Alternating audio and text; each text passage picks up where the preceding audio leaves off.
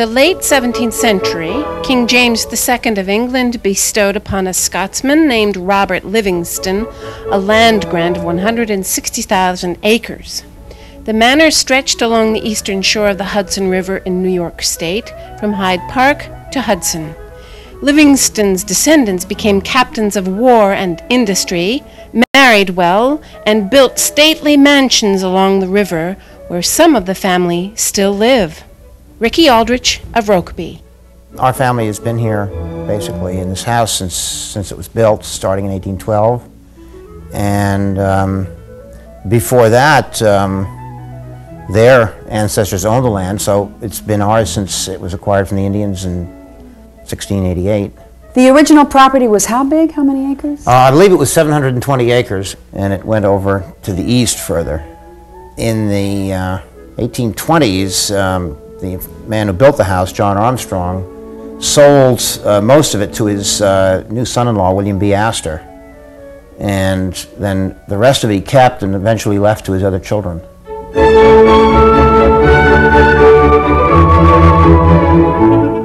What do you do here? Well, I'm a maintenance man. We have to maintain this house here, which is a big headache. It's a 40-room building, and it's got leaks and falling plaster and whatnot. Try to keep things together and keep body and soul together for myself and my family.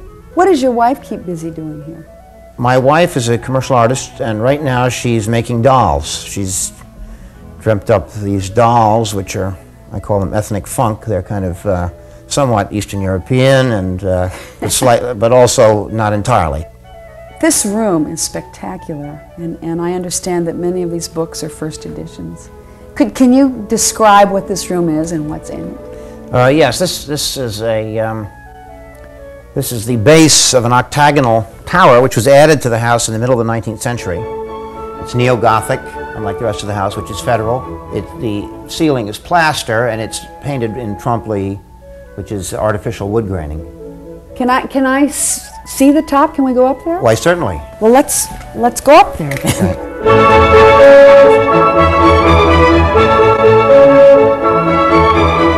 I bet you don't come up here very often. No, occasionally with tourists. Yeah.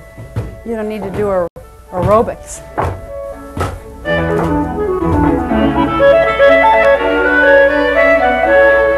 This is our land going down to the Hudson River. You can see the Catskills on the other side.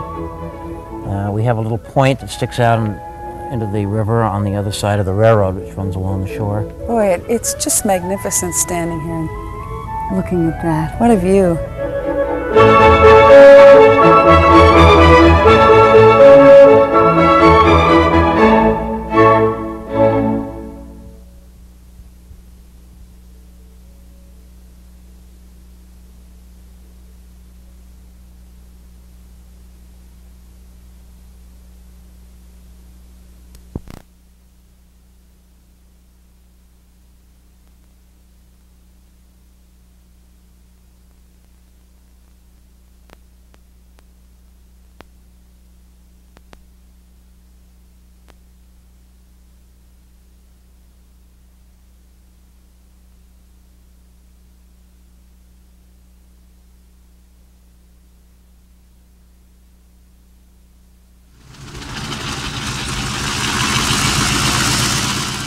In 1929, my father lost his job, like everybody and so many people did, in 1929, and he went back to the farm. And the farm was next to the airport. I was 3 years old, and that's where I grew up. And that was the beginning of my fascination for airplanes. When did you start flying? I started flying in 1947, and it cost me $62.50. That's what it costs to get a license or to learn how to fly? To learn how to fly. 8 hours of dual instruction and 5 minutes by myself in the air.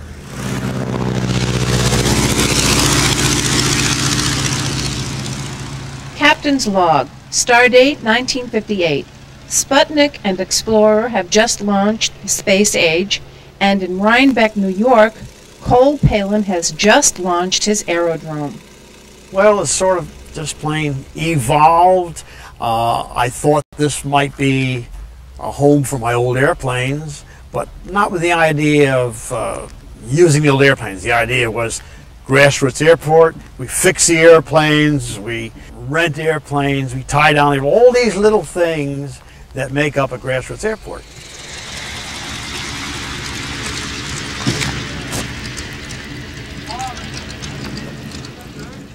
How large is your collection?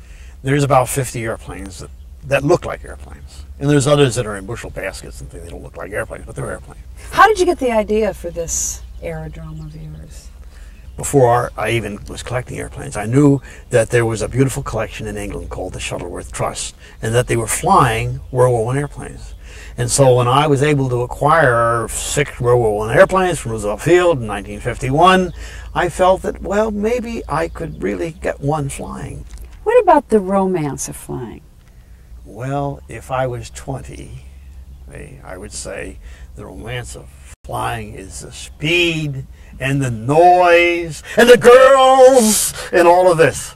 But now in my 30. Now that you're 30, now that you're 30, what is it? Now it's green grass, blue sky, fine old airplanes to work on, and pleasant people for the most part. Yeah. Are you going to take me for a ride? Hear that thunder? Well, do you fly in bad weather? No, I'm not the Good, kind of neither do I.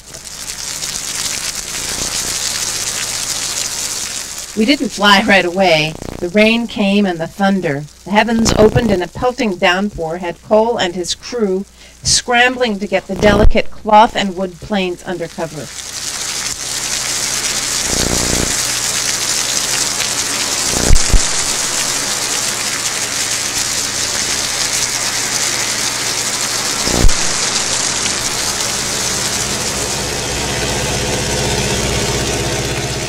Then, miraculously, the skies cleared, and we took off in a 1929 New Standard British-made biplane.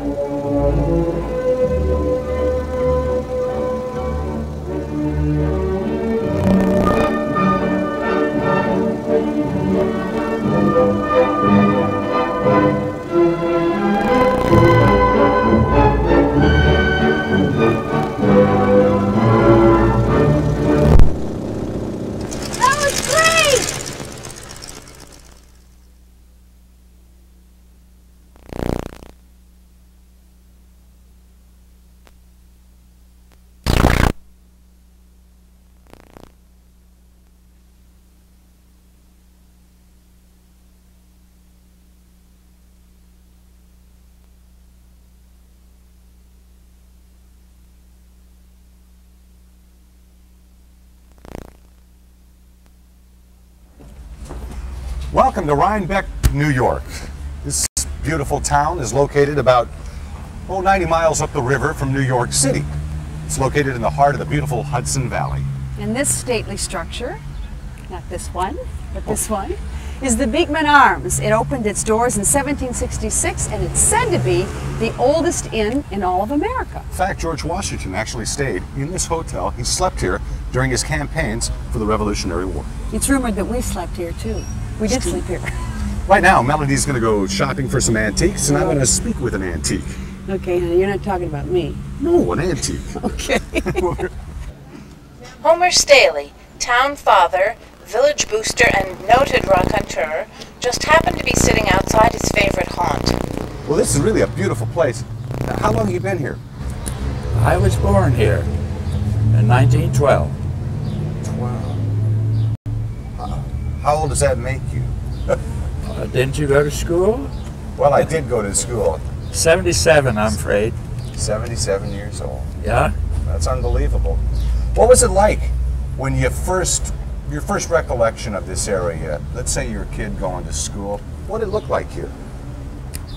Well, it was a much smaller village then, and some of the buildings, unfortunately, are gone that used to be here, particularly in this business section. But many have been saved. thank God, particularly this beautiful hotel, the Beekman Arms. According to the Hotel Association, this is the longest operating inn in the United States that has never been anything but an inn. George Washington, it says, actually used to stay here and wait for his dispatches or news. There isn't any evidence that he ever stayed here, but he stayed overnight many places, which is the way he became father of his country, I understand. That's just a story I heard. At one time, for a short time on Saturdays and Sundays, when I was about 14, the then manager engaged my services to assist the ladies out of the coaches. Those coaches were quite high up. And there was a big bluestone block out there, and the entrance was there to the north. So they'd come with their coaches, and I would help, had a little red vest, and I would help the ladies out of the carriage. And that would be a regular Sunday ritual here. So you were the first doorman in America. Well, when you get near a horse, you're not called a doorman. Yeah. The hotel fronts on the historic Albany Post Road, and the streets of Rhinebeck, which was founded in 1688 by Dutch immigrants, are graced with Victorian mansions and well-preserved clapboard houses. Just outside of town are dairy farms and orchards. Time has not stood still here, but if you listen carefully, a little girl's call to her kitty evokes the feeling of an earlier small-town America.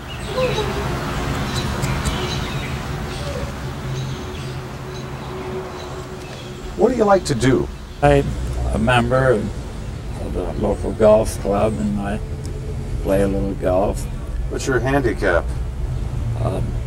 I'm not going to quote that on the air because it's being contested already by my club. I once played a pretty good game of golf, but every time now I go out on a nice day, I wonder, there's trout stream right down alongside of our golf club, and I wonder why in the world I'm playing golf when I could be fishing, which I know how to do. But the members put up with me. Thank you. Yeah. That was good. Yeah.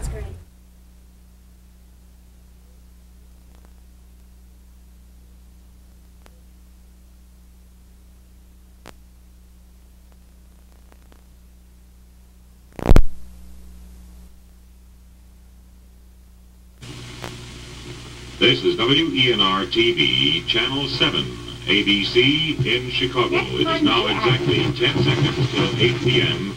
Central Standard Time.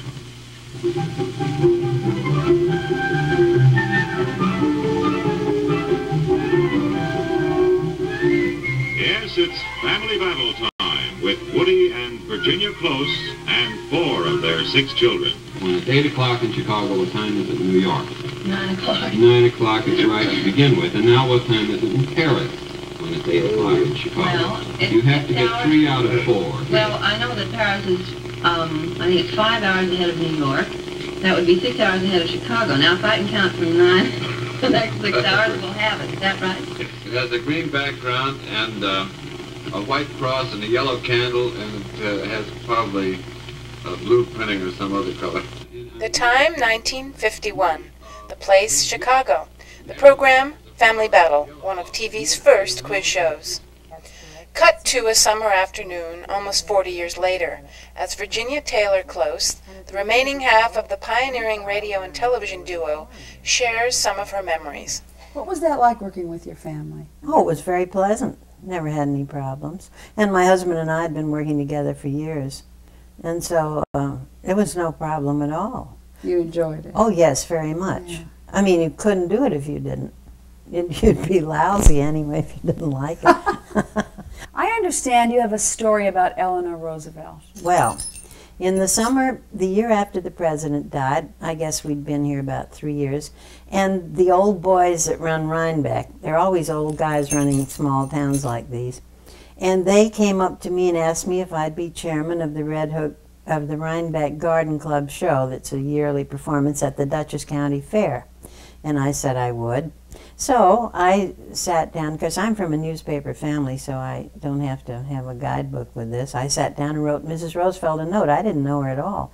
And I asked her if she would come and present the prizes at the first day of the flower show. She wrote me right back and said, come for lunch and bring a friend. So, so I called up my friend, who was my vice chairman of the Garden Club show and a tough Republican. I said, would you have indigestion if you had lunch at Mrs. Roosevelt's? And she said, no, of course she wouldn't.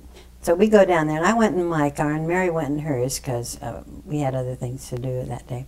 So we got there so early, we found the road that we were to go in, and there were no guards or anything.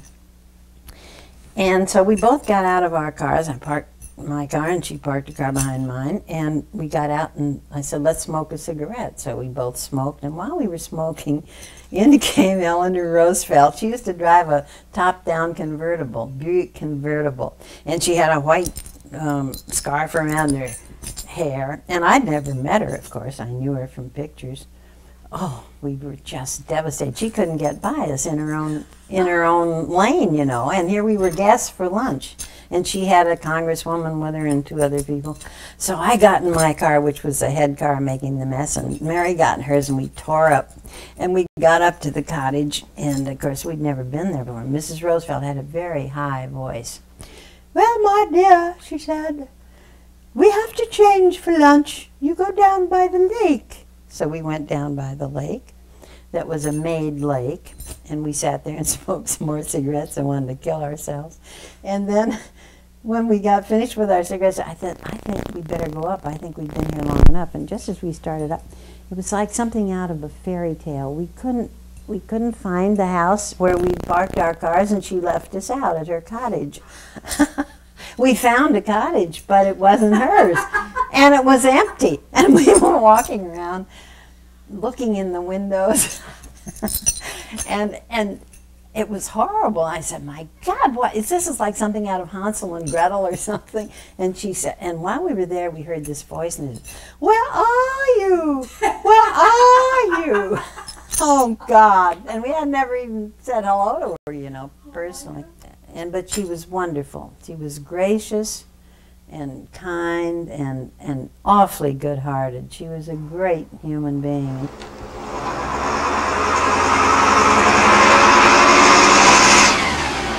Goodbye, Melody, and thanks for coming.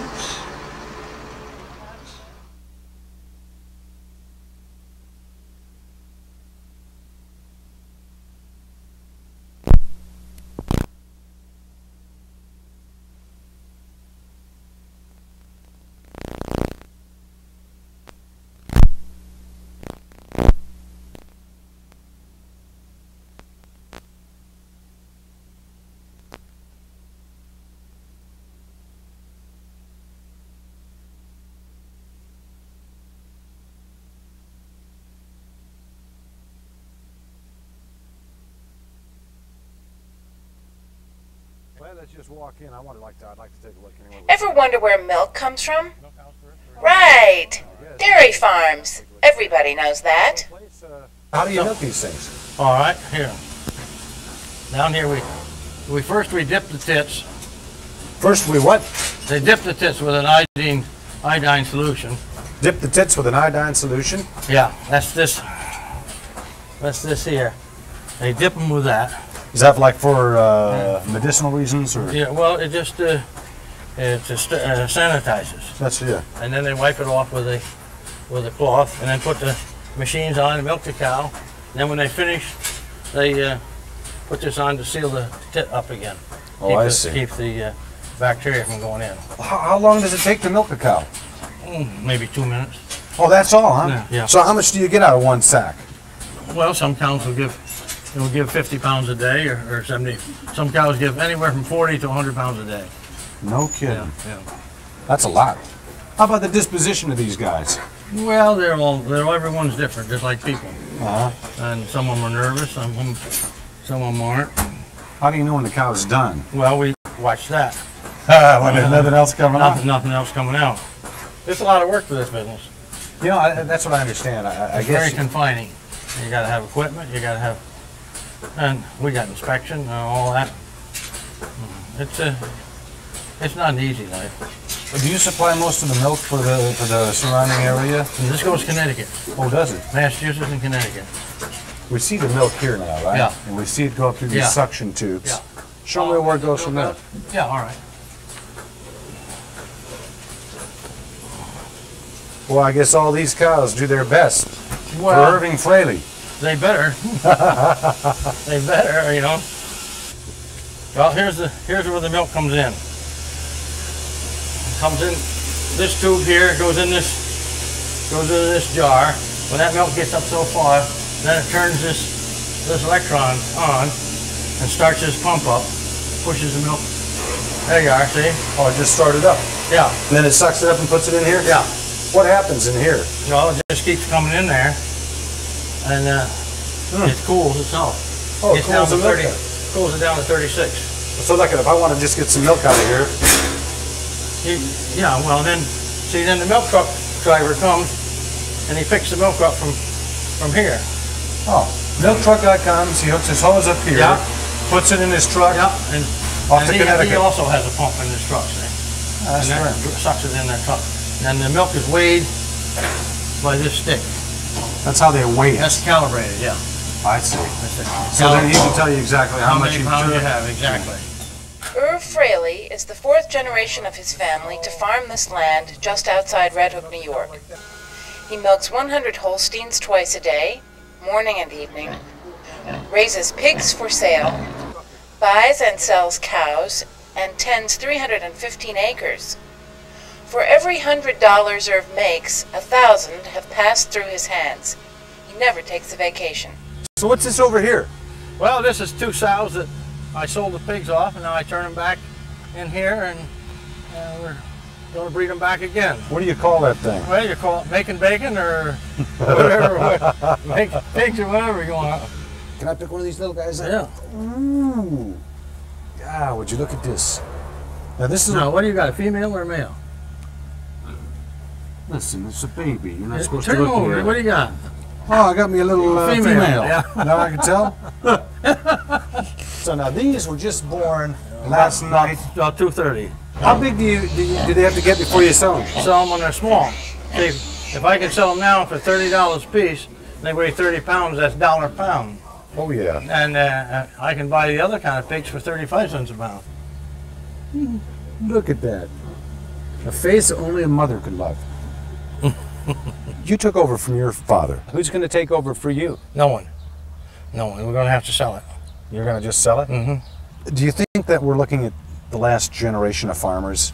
Yeah, it's got to be. It can't help but be anything else. It's going to be developed. And they put such a price on this land, even if you develop it or not, that you can't afford to pay the tax on it. Irv Fraley's and many other family farms will disappear from the landscape, and for that we are truly sorry, America.